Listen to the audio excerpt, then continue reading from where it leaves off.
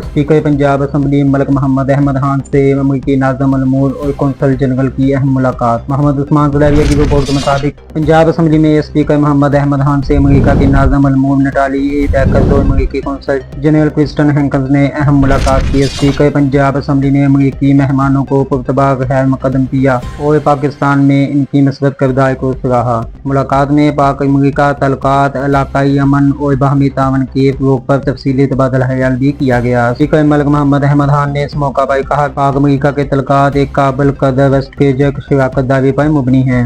हम पंजाब और कैलिफोर्निया के दरमियान तल्लुकात को मज़ीद गहरा देखना चाहते हैं। पाकिस्तानी नस्लवाद अमरीकी कम्यूनिटी दो तरफ़ा तल्लुकात को मजबूत पुल है। मौसमियाती तब्दीली, ग़िज़ाई तहफ़्फ़ुज़ और तरक्की के शोबों में अमरीका को अहम आलमी शराकत दार समझते हैं। अमरीकी नाज़िम अल-अमूर नटाली बैकर्स ने कहा, अमरीका पाकिस्तान से अपने तल्लुकात को मज़ीद मजबूत बनाने के लिए सफारती रवाबत को फ़ाल रखेगा। हम जमहूरी इदारों, पार्लिमानी तबादलों और तलीमी समाजी शोबों में तावन जारी रखेंगे। कौंसल जनरल क्रिस्टन हैंकस ने भी तालीम और समाजी तरक्की के शोबों में तावन बढ़ाने की ख्वाहिश का इजहार किया। मुलाकात में दीगर अहम शख्सियात में member assembly Iftikhar Chichhar, secretary general Punjab assembly Chaudhry Ahmed Habib, municipal secretary बराए स्पीकर अमाद हुसैन बली और मलिक तैमूर अहमद खान भी मौजूद थे।